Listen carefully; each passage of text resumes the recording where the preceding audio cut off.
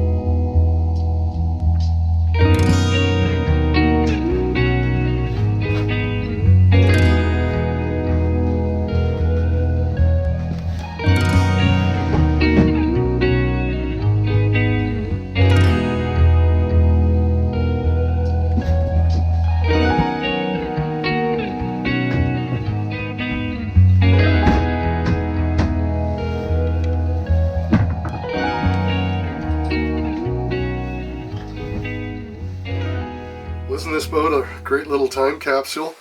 It's like stepping back into time, like it was built shortly after I was born, for goodness sakes, and it just seems like nothing really substantial has been changed at all from the day it was built. The Corvette was one of the early boats for C&C yachts, and of course everybody knows Cassian and Cuthbertson, the designers who formed the company C&C with a bunch of other partners. One of the partners was Belleville Marine Yard, which was a fellow by the name of Ian Morch, who incidentally I knew. Ian was quite an ambitious businessman, and when the opportunity to build fiberglass sailboats came along, he jumped on it, and the C&C Corvette was the very first boat he built. Now, the Corvette is named after the military Corvette, not the car, so it was a Navy reference. And the unique thing about this boat is it's got a full keel, much the same as, you know, like an Alberg design, so like an Alberg 30, say, or an Alberg 29. Very similar keel, but only about 3 feet deep. But then within that keel is hidden a centerboard, much the same as Windover.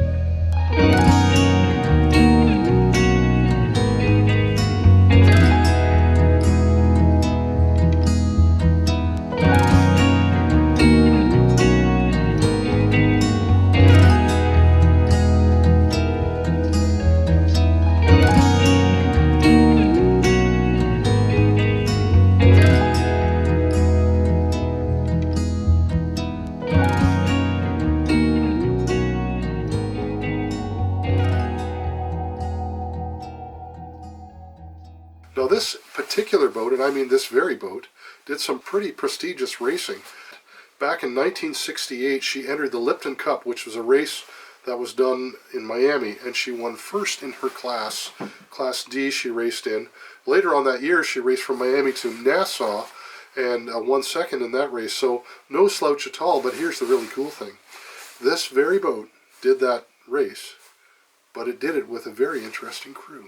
In 1968, she was dragged down to Miami by George Cuthbertson from C&C Yachts, Ian Morch from C&C Yachts, George Hinterholler from C&C Yachts, and Hinterholler Boatworks as well, and Bruce Kirby, who designed the Laser. I mean, the most popular sailboat ever built. Now, after having only raced the boat once before, those guys, they went on to win first place in the Lipton Cup. Huge deal. And then they got second place on the Miami to Nassau, shortly thereafter. And the Lipton Cup was the second time they'd sailed the boat. So this is a bit of a racehorse, this one. And there was sunshine in Florida as 33 yachts set out from Miami Beach to race for the Lipton Cup. A handicap race over 31 miles, but the 60-foot cutter Mogu started from scratch and carried off the trophy.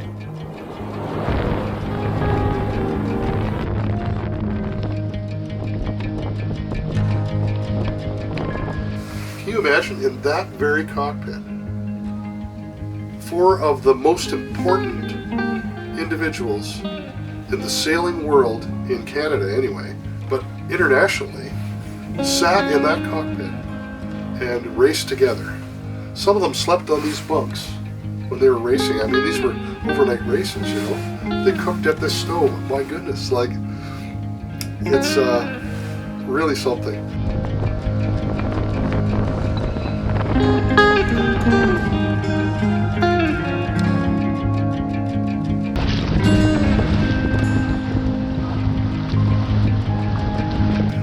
If this was a car, it'd be $1 million car if it had that kind of a heritage. But unfortunately, in the sailing world, those sorts of things just don't happen. But I hope someday that people will look at boats in the same fashion.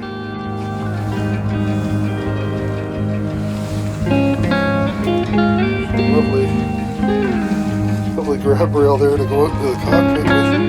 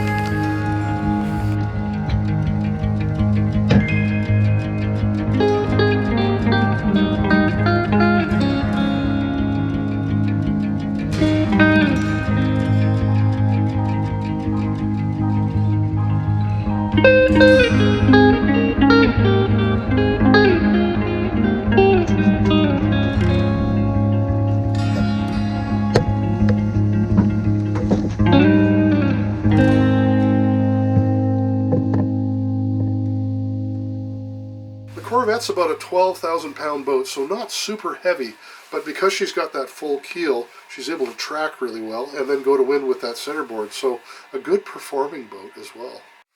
Now, she hasn't quite got standing headroom for me, so I think about 5'11" would be the max in a boat like this, but she has got lots of room, and lots of room for people to sleep as well, so she'd comfortably sleep 4, I think. She's got a head as well and a sink together. She's powered by an Atomic 4, which is a venerable little engine. I know it's a gas engine, but the Atomic 4s are bulletproof, so you can still get all the parts for them at Moyers Marine. They're quiet. They provide you about 30 horsepower, so as much as a larger Yanmar would, diesel would, you know, for this size of boat. Yeah, really well equipped as far as period materials go. She's got lots of good sheets and lines here. I see all her halyards are stored indoors, and they all seem to be in reasonably good condition. Apparently the sails are not original, but they're not brand new either, so she'll come with a suit of sails. Her electronics are a little dated, but they're in excellent condition. I see no reason why a young person couldn't buy a boat like this and take it south. I mean, it would be a very, very capable offshore boat. In fact, I think you could cross some pretty big water with this boat. Certainly the Allberg 30s did, and the Allberg 22s did as well. So, I mean, you know, this is a full keel boat. I mean, why couldn't you take it offshore, you know? Decent displacement and decent displacement ratio, comfort ratio on it. She's got a teak floor. It looks like a teak plywood. Lots of teak drawers and teak trims and what have you. Mostly kind of a Hershaw finish inside, so a lot of white finishes. But it's 31 feet on deck. But if you took a modern 31 footer, comparatively speaking, it would be a fraction of the space down below. But still, it's got a comfortableness about it with all the wood. It's a very homey interior in it, and it's certainly is very vintage. So just a nice, basic little boat. No bimini, no Dodger, a little boom tent, you know, as they would have done back in the day. And just a nice little basic boat for somebody to take off and have some adventures in. There's the mechanism there for the centerboard. Here's something really interesting. She's got lead boards that fold up like so.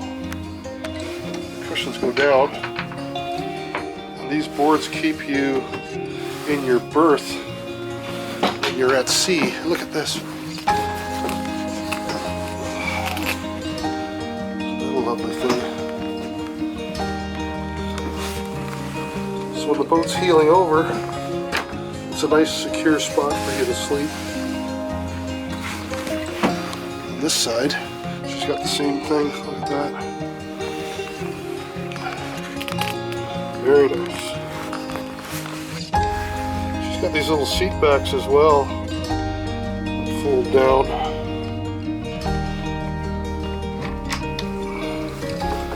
Put them back up again.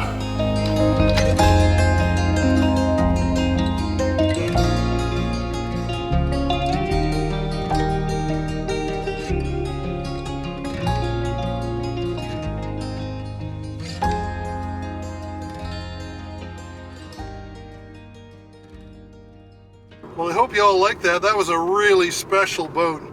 We've got more of these backyard boat finds coming up here at Wind Over Water. Probably actually a few more weeks. And I'm hoping to dig in very shortly into our restoration of Windover again. But in the meantime, we're going to show you some more of these opportunities to get into sailing. I want to thank you very much for joining us. And if you really like these videos, you want to help us out to produce them, you can always slip over to Patreon. There's a link down below.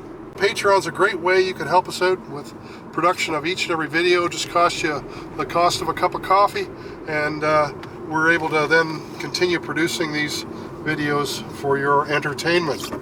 Anyway, thank you very much for joining us. We'll see you all next week.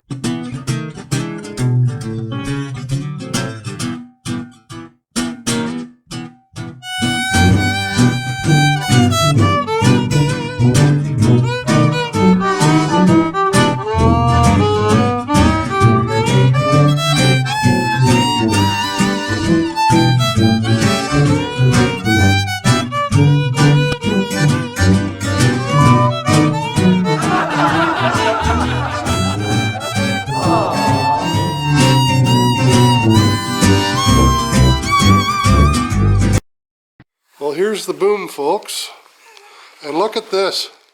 This is the out hull. Look at that. It's threaded. Isn't that beautiful? What a neat thing. And this is a furling boom, eh, Bob? Yes, it is. Look at that. Huh. Very nice. It does have some briefing. Yeah. It takes some images of you anyway. Talk to me.